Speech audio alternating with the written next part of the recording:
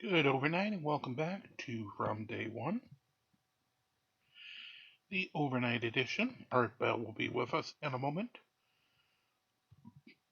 with Mr. Steven Starr to complete out today's deal. One thing though, before we do that, kind of like my public service message of the night, involves adventures. Seriously, for the love of freaking God, or whatever you believe in, there should be zero reason why you up and not get perfect chess. So you might ask, how did this get fucked up? Aces deuce came down to 5 and then picked around the bottom here up to where he is now. Not terrible. He missed 1. His track should have picked up 4, but not horrible. Now, who was fucking horrible was the new guy who came in, Vuja. Vujar should have came in, grabbed 17, came down, picked up these 2, bounced back up to the buff, then would have gone up and picked up these 2, or the dots are would have been towers, came back down again, and would have had enough power left to take up those 2. Instead, you can see he went up here, and then came around the top, which was my path. So now I'm forced to try to do triage, and unfortunately I need 10 moves to make it happen. Because as you can see, there's 2 platforms over here, 3 and 4, 2 in the bottom, 2 in the middle, and the boss. So there's 7 left. To get all chests, we need 6 out of 7.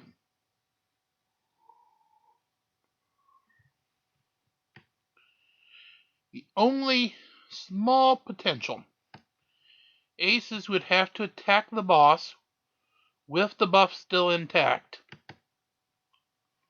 with the 75% decreased damage, win in 1, then hit the tower. Credit. Because best I can do is I can either say pick up 3, come back, that takes 2 moves. This takes 4, 6, back here to 8, and 9. And I would be out of moves, being shy of that podium. If, though, I go and I come down 1, 2, pick these up 3, 4, bounce back up 5, 6, come across 7, 8, and I have 1 shot at the boss, 9, but regardless, then we'd be 1 tower short, and that's all we're going to be able to do because of frickin' people not following down.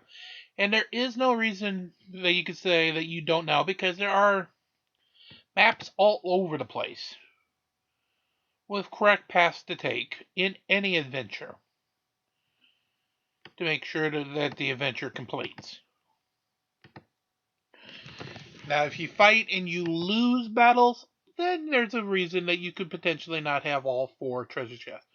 But just because you take the wrong routing, that's an unforced error.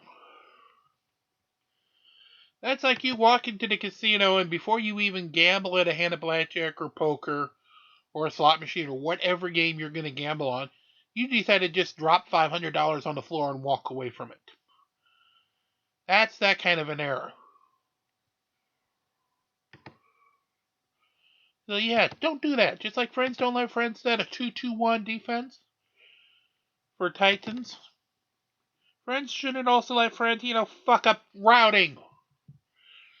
Alright, I will get off my soapbox. And we'll bring in Steven Starr and Art Bell. This would have been again originally from September 29th, 2015. Open phone lines just getting opened to ask Steven Starr questions about his take on nuclear war. Hang tight, and we will begin to open the lines, and I'll give you some of that stuff as we get back. You're listening to Midnight in the Desert. And of course, they're going just to the musical bumper. That's where we left them last night. So we'll give them a moment to move that musical bumper ahead, and then we'll rejoin them as they take calls.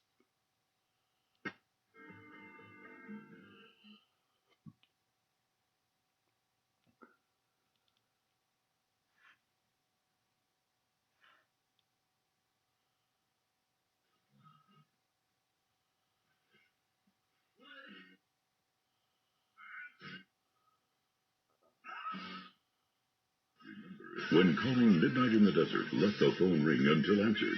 These calls are unscreened for your listening pleasure. Call 1-952-CALL-ART. That's 1-952-225-5278. All right, let me roll through it. There's some new stuff in calling this show world, and we'll get to that. The public number for you to call if you would like to speak or have a question for Professor Starr. Public number is area code 952-225-5278. That's 952-225-5278. Then we're going to do something a little different, if I can find it. We're going to initiate, we did this last night in the last hour of the show, and I want to do it again. I want to open a first-time caller line. If you have never called the show, got a new number for you. Only if you've never called the show. Area code 775-285-5800. Once again, 775-285-5800. Only if you have never called the show. And then, of course, as you know, you can reach us on Skype as well. North America at MITD51 and the rest of the world at MITD55. But before we get to the phones, and they're coming up shortly, Professor, welcome back. A good question would be, if the Earth did endure a full exchange between the U.S. and Russia, how long might it take, or would it ever recover and be habitable again? And if so, how long? Well, I think from what I can understand myself, what would happen was it would be like a mass extinction event, similar to when the best example is when a meteorite hit the Earth, and that was when the dinosaurs were wiped out about 66 billion years ago. They know that an asteroid, a metallic asteroid about 6 miles in diameter, hit the Yucatan Peninsula. And when it hit, it threw up enough heated material into that when it came down, it actually heated the upper atmosphere to 2,700 degrees Fahrenheit, created temperatures at surface level about 600 degrees, 700 degrees. It set all the forests of the world on fire, and it was they call it impact winter. It was so dark that you could have held your hand in front of your face and you wouldn't have seen it. So that's worse than what a nuclear war would do in terms of the atmospheric effects. But the result was that like 70% of all the species on Earth got wiped out, and no animals larger than probably a squirrel lived. So we're looking at something that's analogous to that. And I think the sad thing is the people that are in charge need to understand that they can't go live in a shelter underground for 10 or 20 years and expect to come out. If you're in an environment where there's very few, if any, animals left and the forests have been destroyed, that's not really habitable when you're at the top of the food chain. So I think that's why I think we have to look at this as we have to somehow come to grips with this as a species problem, and we have to think of nuclear war as a mass extinction event as opposed to they talk about destroying civilization and all. Well, those sorts of catastrophes are almost incomprehensible, but yet they're still survivable. But extinction is quite permanent by definition. It is, yes. And that's why I think that's why I resent when we get feedback from the White House saying, we went. I didn't, but some of the people in a group I work with, PSR, went and talked to John Holdren, Obama's advisor, shortly after Obama was first elected, and they were told that, well, we think that if the prompt effects of nuclear war don't prevent war from happening, then the long-term effects aren't really that important. Well, they certainly are important. For example, if you live in a country that's not involved in the war, it's not even in the target area, but all your people are going to starve to death as a result. Yeah, it was going to actually be my next question. You recall the movie On the Beach, right, of course? Yes. Actually, I spoke in Melbourne. Really? On Hiroshima Day, and that they had me. Somebody came up and talked to me about that. Yeah, so I always wondered, was it realistic in that the southern hemisphere would not be extinguished immediately? However, the eventual effects would get them, and essentially that movie was within the realm of accurate, or what? That movie focused on radioactivity, basically. Right. That's right. And if we have a war where they bomb all the nuclear power plants and put immense amounts of this long-lived radioactive, ionizing radiation into the atmosphere, and God only knows what that. I mean, that to me is almost unthinkable. But what we're talking about really with the studies that we talk about with the smoke and the blocking the light and the cold, that there would be a lesser degree of light being blocked in the southern hemisphere, but they predict like 35 to 40%. But still, there's going to be such a global cooling effect that for all practical purposes, it won't matter. It might not be quite as dark and not quite as cold, but you still won't be able to grow any food. And, I asked one of the scientists about this, and they said, well, there may be people at the equator that might survive. But I have an article in the Federation of American Scientists that's going to be published this month called Nuclear War, Nuclear Winter, and Human Extinction. And the point I try to make is that I don't think it's worth getting into an academic debate about whether or not all the people would be killed, but just the fact that there's a good chance that they would be, to me, is enough. That should be a fairly powerful, enough of a motivation to at least publicly acknowledge and discuss this. The nuclear weapon states won't do it. They won't. None of their leaders will come out and talk about any of this stuff. They just want to talk about the deterrent, and nuclear war deters. But in order to have deterrence, all sides have to remain rational. They have to fear death. That doesn't seem like it's going to be the case forever. That is our modern problem. We have ISIS, which, by the way, is in the midst of trying to get hold of a nuclear weapon. Mm-hmm. We have North Korea. They both seem like very, by our standards, completely irrational groups that want to bring on Armageddon.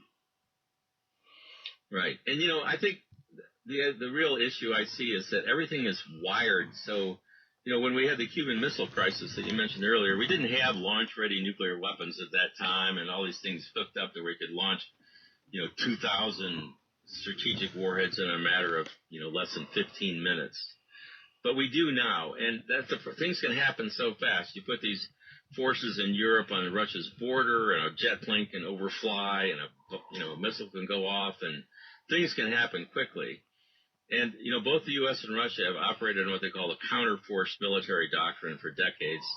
And what that does is it tasks the military to destroy the other side. In the event of war, the military's mission is to destroy the other side's nuclear forces before they can be used to destroy you.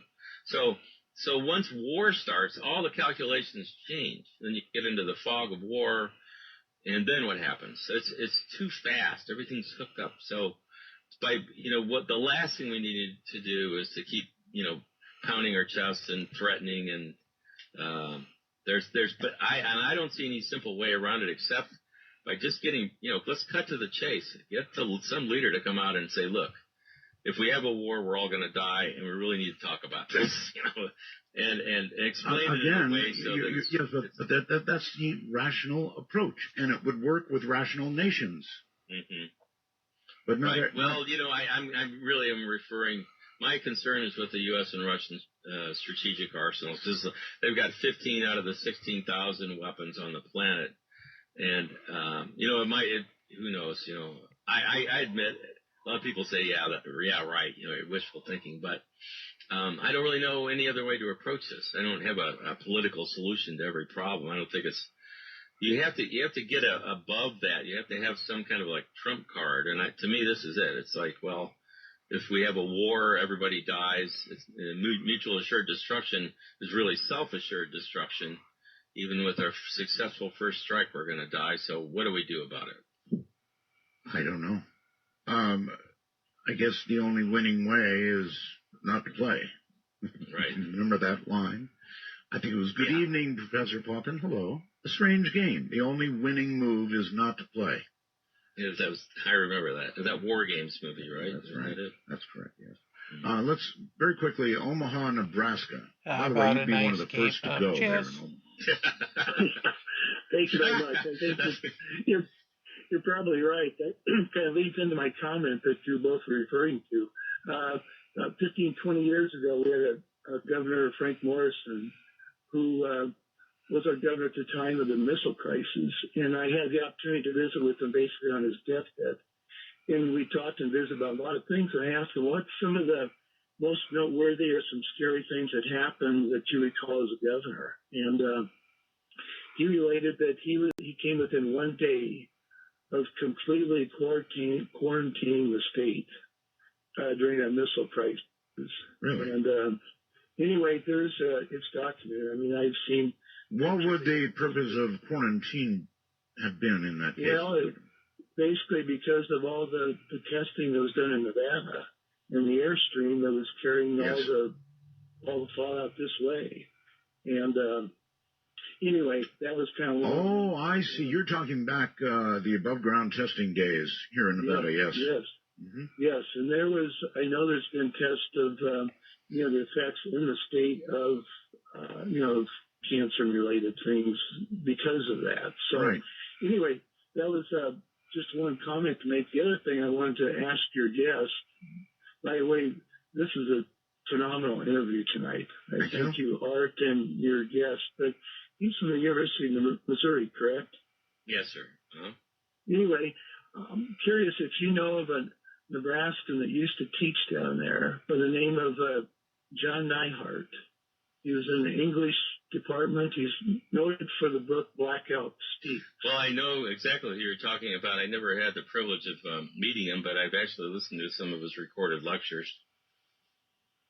Yeah, he recorded the Vision of Blackout, and but those are two of the most peace-loving, peace-seeking men that I knew. And this with the Supreme Chair of the Earth and stuff. But just one last thing. Yes. I think the Pope's comments recently could be made reference in one of the talks often to we need to enter into conversation. Yeah, we need to enter into a conversation. All right. Again, I think that's a good point about the Pope.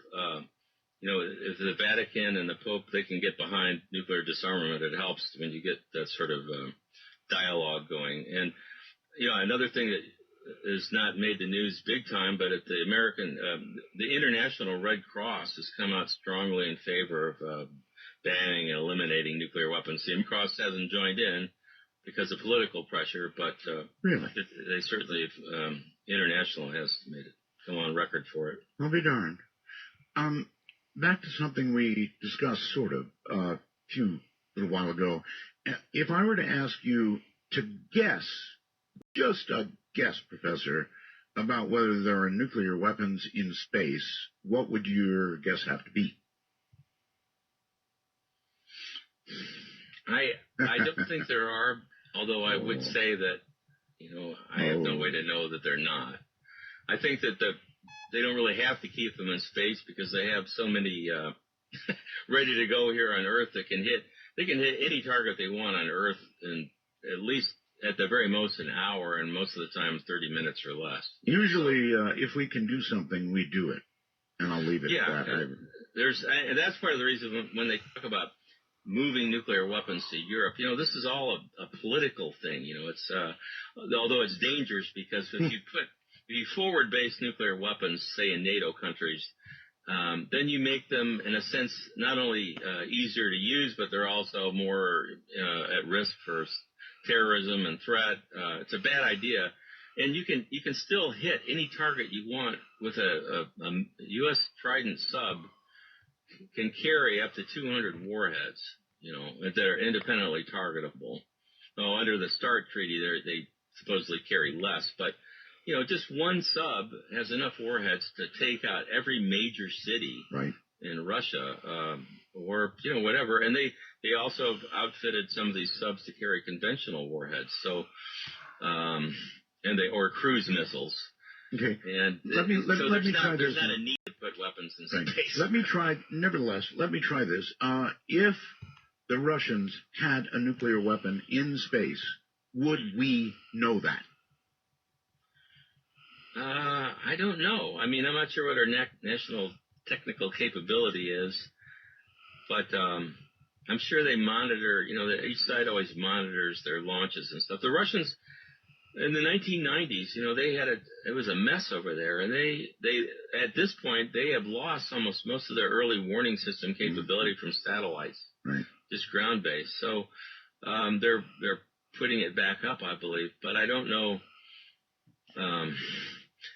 The U.S., even though the military moans and groans about not having enough funds and everything, we've constantly modernized our arsenal, and these weapons are, if they were that dangerous or unsafe, we'd certainly, they are. I don't see how a nuclear weapon can be considered safe in the first place. But in terms of military thinking, when they complain about a weapon being unreliable, what they're talking about is not whether or not it will detonate, but they're worried about the explosive power being within a few percent of what they want it to be, because that goes into their calculations for blasts and all that. Okay, Sergio on Skype, you're on the air.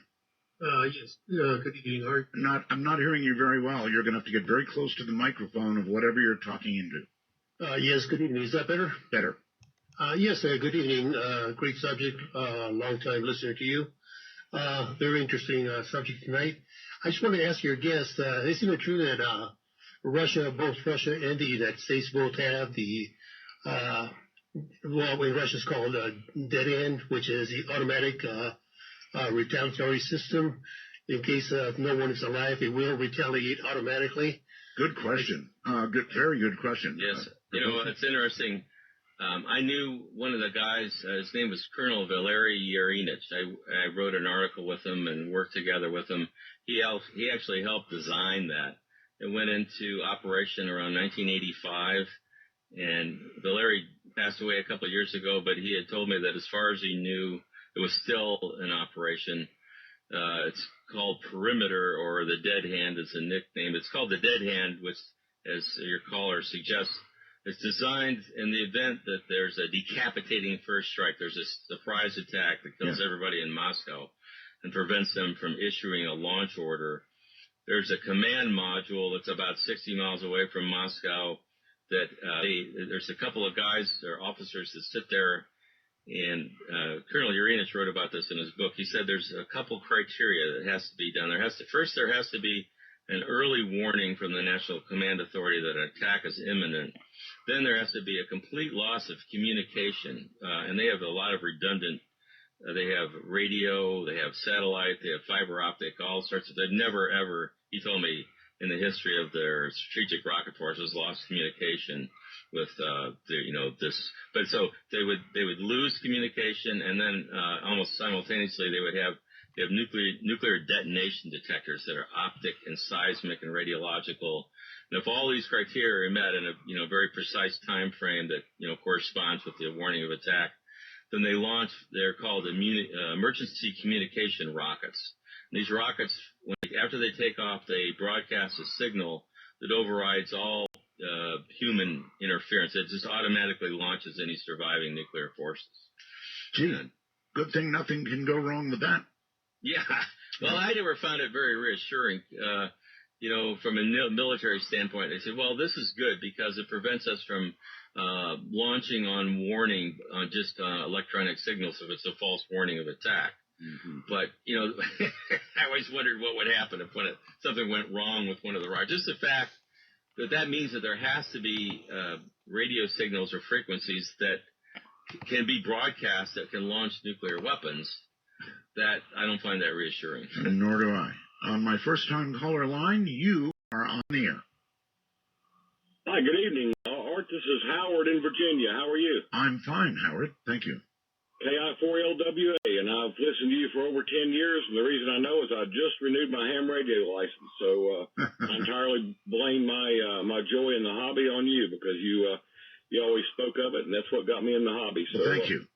Quick question that you can answer when you get a second is if you're where you hang out on HF if you do these days. I'd love to make a contact sometime. Well, if 10 meters ever comes back, I'll be there. Do you have a question for my guest? Yes, sir, I do. Good evening, Stephen. Love the conversation, Art. It's one of those that's just so deep it's hard to know where to start swimming. But I guess what came to I got a quick comment, a question and a comment. My question, Stephen, is with all I just think the Middle East is still probably the place this stuff might happen, but with the portable suitcase nukes, different things like that, if you think there's ever been a detonation that we haven't heard about, the tactical nukes, all that stuff is probably over in that theater. And how many of those you think are out there rolling around and possibly could go off? And then my hope is, Art, for the world is that maybe if we can last a few more years, that the particle beam weapons, and that's what I think might be in space, honestly, is like that video of the space shuttle when that thing shot up and yes. So I'm hoping that our technology will make these things obsolete someday. But that's it. Thanks so much. I love your show, and I'm glad you're back. Thank you very much. All right, so do you think there's ever been a detonation, kind of a hard question, that we've not detected? Well, there was what came to mind was when it's believed that South Africa had developed nuclear weapons. Oh, yes. And they tested them over, I guess, in the Atlantic with the help of Israel. And, the only way to detect something like that was with a satellite, and just people aren't going to see that. I guess your guest may be referring more to a detonation that took place that there would be visible destruction. Mm-hmm. I'm getting pretty cynical about almost all the news and things that we hear now because I honestly think we get so much propaganda that's rather than facts. Agree. And a lot of the facts are being omitted. But, there's a lot of technical capability out there to register radioactivity. And that even goes along with, say, trying to clandestinely manufacture nuclear weapons. It's amazing what they can detect in the atmosphere of radionuclides if somebody's got sensitive equipment. So I've always thought that, there's enough, even though a lot of these scientists are linked to the government might tell them don't release any information. There's still people that have equipment that monitor that. I honestly think if there was a nuclear detonation, you would be able to detect it from atmospheric radiation as well as the site, Okay. That enormous explosion they just had in Tianjin in China. Right. That was like between 5 and 10 kilotons from what I can see with this blast calculation. Really? Enormous. But I don't think it was nuclear because I think there would have been enough fallout from that it just you can't hide that. There's always, if you produce ionizing radiation sure. in nuclear detonation, you can't hide it. Okay, suitcase nukes. Well, the suitcase nukes, they're real? I've studied that. They did exist. They were manufactured. But when you miniaturize a nuclear weapon to that extent, it's actually a very technical process. It's nothing at all like putting together an atomic bomb. But, the first atomic bomb was just basically a cannon barrel with two highly enriched pieces of uranium that they fired one through the barrel into the other.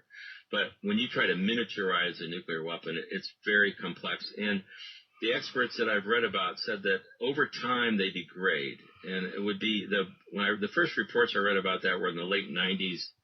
I think it was Alexander Lebed. It was a Russian guy that announced this. And but even if it was true that they weren't able to keep track of them, My opinion is if anybody really got their hands on one of those, they probably would have used it. I think of a terrorist organization. Somebody gets a nuclear weapon, they're not going to just sit around and say, well, let's wait till a really good time. They're going to shoot that thing off. How many do you think were made? I think the Russians said that they'd made something like 90 or 100. And Lebanon said that they could only find 50 or 60 of them. So, who the hell knows? But, there's a lot of things that are even, to me, are scarier. The Soviets had nuclear material scattered all over the place. In Kazakhstan, they were working on nuclear rocket engines. And enough, uranium and plutonium down there to make 60 atomic bombs. Mm-hmm. And the United States went in and got a lot of that out with the help. That was back when we were actually kind of working with the Russians, but it's really, I swear to God, it's just amazing that we haven't had a bomb go off somewhere. It really is. There's so much highly enriched uranium that's out there that's been manufactured that, it's really a miracle that we haven't had it put together and used in a bomb someplace. Okay. Down to Houston, Texas. First time caller. Hi. Hey, good evening, Art. I can't believe I'm online, actually. I just have a question. Are you listening, sir? I've got a question. Are you listening online? Yes, sir, definitely. Okay, go ahead. Well, yes, sir. My question, sir, actually, I read an article a couple of months back. I believe they asked a Russian defense minister. It was just a basic scenario that the Russians said they would drop a nuclear weapon into, I believe it was Yellowstone National Park, since it is an active volcano, and that would basically just disrupt the United States, break it in half. I don't know if that's a scenario that. Well, it would be, if they did that, it would be an act of war, and then we would have global thermonuclear war, right, Professor? Yeah, that's true. I read that same report, and I even discussed it with a friend of mine who had done some studies on it. Yeah. He said that the effect that they're predicting is somewhat debatable, talking about dropping weapons off the coast of California. There's what scared me about that is just that there's military guys on each side. We have, extremists in all the nations, and the Russians have ultra-nationalists they'd like to start a war right now. We have people like that in the U.S. too, but, I worry that, Putin may be pictured as like a really bad guy, but there's honestly a lot worse. We could wind up with somebody a lot worse than him if we're not careful, so. This is true. All right, let's see. I think it's Felton, California, is that correct? Yeah, hi, this is Tom in Santa Cruz. Yes, Tom. I wanted to ask Professor Starr, are you familiar with a book by John Mueller, who happens to be my cousin, called Atomic Obsession? I'm sorry, I'm not, but I'd like to read it. Okay, yeah, he's a professor of politics at Ohio State University. He argues, or at least he tries to reassure us, that the states so far and the future ones, such as maybe Iran, who may be getting nuclear weapons, will soon find out that, like the military people you mentioned earlier, that there's really nothing you can really accomplish with them if you actually use them. So they're unless you're dedicated. I guess he's not hearing me. Unless you're dedicated to the destruction of a nation like Israel, unless you're actually dedicated to that, doing that, and then there would be something you could do with them, right? Let me say that. There was a general in India that made a comment about, they said, well, which nation got invaded? Was it North Korea or Iraq? So there is a perception out there that having nuclear weapons, if you're, a small nation, might provide you with a means to escape invasion. In a sense, it's sort of like a six-shooter in the Old West. And that's why Henry Kissinger, George Shultz, William Perry published some articles in the New York Times a number of years ago. They actually called for the abolition of nuclear weapons because their perception was that the United States was so far ahead with its conventional weapons that nobody ever be able, the small nations can't even think about catching up. But the way they can kind of equalize the situation is to build some atomic bombs. Well, it's a great way to get foreign aid. The mouse that roared. The mouse that roared, indeed. It actually is a great way to get foreign aid. Yeah.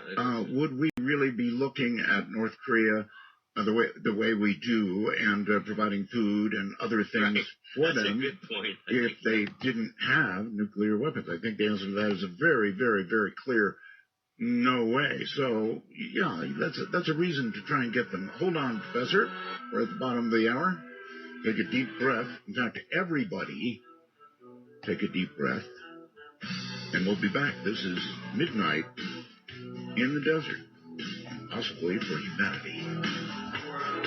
And again, we'll return to their to their interview. Once the musical bumper's done, we're less than 20 minutes left of the show, so we will stay with it till the end tonight.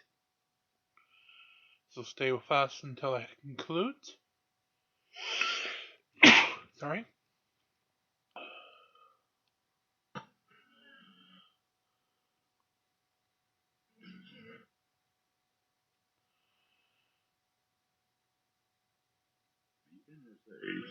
Well, you know, to call the show, please dial 1-952-225-5278. That's 1-952-CALL ART. Yeah, lines are all jammed. Very, very interesting show. And by the way, late news is Ed Snowden did talk to Neil deGrasse Tyson, which I find kind of intriguing. We're going to have Neil on in the not very distant future. That's right, Neil deGrasse Tyson. So that's one. Now, if I could just talk to Ed Snowden. Let me go way off reservation here and ask you, Professor. You followed, I'm sure, the story of Edward Snowden, yes? Yes. The country seems more or less evenly split on what he did. How do you feel about it? Well, I think that he's somebody that should be considered a hero. You know, that he was trying to expose clearly corrupt things that were going on in the government. Unconstitutional things. Yeah, if people remember what the Constitution is. Barely. Barely, and that's what tonight's show is all about. Systematically destroyed, unfortunately. People don't remember the Constitution. They don't remember what really could happen, with these weapons, and that's why we're doing what we're doing tonight. Right. Well, the Constitution was designed to protect the people from the government, and so we seem to have lost that protection. We seem to have. Let's go to Colorado Springs, I think. Hello. Yes, thank you, Art, for doing this show tonight. This is Kevin in Colorado Springs. I guess the ultimate question I have is, what can be done to stop this? Boy, that is, you're right about that. It is the ultimate question. Professor? Well, maybe my solution is too simplistic. On an individual level, I would recommend people to first consider joining, look around and join an organization you feel comfortable with. I like the Nuclear Age Peace Foundation. You can join Physicians for Social Responsibility. You don't have to be a physician or a healthcare professional. There's an international campaign to abolish nuclear weapons, ICANN. A lot of really young people are really into that organization. That's a good start because you need to be a little bit educated on this. I don't think your solution is too simplistic. I just think that, I'm sorry to say, but I think it's dated. Right. Well, you have to do more than just write letters and join organizations. That's the first step. But I think it's time for, what gets attention these days? You have to do something. You have to, so there used to be protests and even those, but when we had 1 million people in Washington, D.C. in 1982, but that was back when we had more of an educated public. I'm not sure if we have time to educate the whole public about this, but it's my hope that at least pressure can be brought upon the leadership I consider it a form of criminal negligence on the part of leaders. If they know about this danger and they refuse to act on it, they turn their heads. It's more convenient to keep your nuclear weapons than it is to discuss the fact that they could destroy human existence. Everything. Then that's a criminal act. That it would be called willful blindness. And people have to be willing to call that out. You know, there's some point in your life where you have to decide if you're going to do something. You know, you can say, well, geez, that really was a terrible show I heard, and I'd like to do something about it. If you just forget about it, then that's not a solution. You've got to be willing to go beyond that. But it does, you know, we've got now, we have Twitter, we have the internet, and things can go viral. You know, people can get information across at lightning-like speed around the world. So there's a capacity to educate and learn that never existed before. Okay, well, again, I just consider it a little bit dated, Professor. In other words, unfortunately, your solution depends on rational people. Mm-hmm. And we seem to have moved into all right, let me try another approach. I frequently talk about interesting things like aliens or life on other planets or something. And, you know, to date, we've actually not detected the presence of any other intelligent life anywhere, despite listening really hard. Isn't it possible that life eventually is absolutely self-destructive? It would certainly account for a lack of any signals so far. Well, I believe Carl Sagan talked about that one time, and he said that he had a theory that once a civilization became intelligent enough to create, you know, nuclear power, that it was more likely to self-destruct, and that's the reason why we didn't, you know, wind up communicating with many others. But, you know, I'm not. I listened to a National Press Club conference not too long ago where there were quite a few like hard-bitten military guys and Air Force pilots, and we came forward with a lot of data showing their interactions with UFOs. And you know, I'm not going to rule out a lot of possibilities that are out there. I think, but whatever it takes for us to consider ourselves a species, you know, if it takes a disease, you know, that threatens to wipe out humanity, or if it takes a spaceship to land and we realize we're not the only life force, well, whatever it takes, it's okay with me if we can come to the grips with the fact that the nuclear weapons that we have amount to a self-destruct mechanism for the human race. All right. Let's go to Flip on Skype. Hi. Hello, Art. Hello. I had a quick question for Mr. Starr. What would happen if somebody were to hijack a commercial airliner and crash it into a nuclear power plant? Yeah, that's a good question. Well, I think there have been studies to show that that could cause a lot of problems. You know, maybe the biggest problem is not recognized. The spent fuel pools that I mentioned, that are each reactor stores all their used fuel rods on site in like a stainless steel lined swimming pool. It's about 40 feet deep, the size of a tennis court. A lot of the buildings that house those are just like concrete block. They're like the buildings that would house chemical. You know, they're not a heavy duty. They're not built to the same standards like a containment vessel. And a plane crashing into that could easily cause you know, a massive release of radioactivity if it destroyed the cooling system on the pool, or breached the pool and allowed the cooling water to be released. Okay, well, I understand that in Fukushima, what really was their undoing was the fact that the diesel generators that had to be maintained, and they did have them, were down below ground. And so, of course, they flooded, so no power. Now, that's right. Well, and there's another thing, too. You know, you can scram a nuclear power plant and shut down the fission, yes, but there's still an enormous amount of heat that's still there that's going to – you have to keep cooling the core.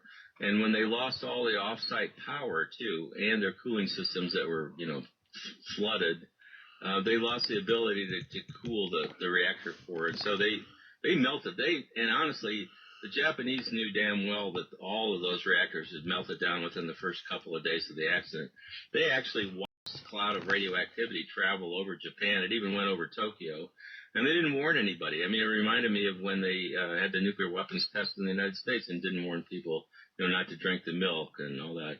So, yeah, sorry, I would get on a little bit of rant there, but it still makes me mad whenever I see those sorts of things happening. I remember back in the 80s, I worked for a large station in Las Vegas, KWN, and I would have to go on the air every now and then and say, people in precarious positions and, window washers and all those kinds of people, please be aware that in 10 minutes or 15 minutes, whatever it was, there's going to be a detonation at the test site. And sure enough, there would be a detonation. And when there was, we would rock back and forth. The building would go back and forth. Oh, yes. Yes. I was around for that. Well, a lot of those underground tests actually vented and released huge amounts of radioactivity. The cancer rates there in Utah were just astronomical. I was going to say, fortunately for us and unfortunately for Utah, that's the direction it went. Glenn on Skype, you're on the air. Good morning, gentlemen. Good morning. Okay, if we say that hypothetically, for argument's sake, that city busters are passé, what about things like dialable yield neutron micro nukes or cobalt-60 dirty bombs or uranium munitions? We still have plenty of ways to mess things up, but especially the dialable yield neutron tactical nuclear weapons. What do you think about that? Have we seen them used even, perhaps? Well, the variable yield or dial yield weapons, those would be like the B-61 weapons that we have a couple hundred, I think 180 of those deployed over in Europe now at 6 or 7 different NATO bases. I don't know if I'm not aware that any have actually been used, but keep in mind that there's a difference when you talk about a nuclear detonation. That means like a honest to God, fission and fireball, and that's different than a dirty bomb. Is a conventional bomb that spreads, that blows radioactive substance apart and can contaminate an area. Mm-hmm. The DU weapons they're a radiological weapon, depleted uranium. They don't have a nuclear detonation, but when they fire them, about up to 70% of the round actually burns when it strikes a target, and it releases microparticles of uranium that can be inhaled and ingested very easily. So all these weapons are, the radioactivity, I think is a really vicious kind of problem to leave in an environment, and I think it really should be considered a criminal. It should be banned. We certainly shouldn't be using DU weapons. Okay, Professor, Raymond sends the following by computer. Art, if nuclear warheads are not cycled out after so many years, the danger is they can have electronic malfunctions, and that includes the final guidance in the MERV warheads, non-detonation and early detonation. The Demon Core incident went critical. Well, they have a schedule where they refurbish plutonium pits. The plutonium itself is considered to be stable.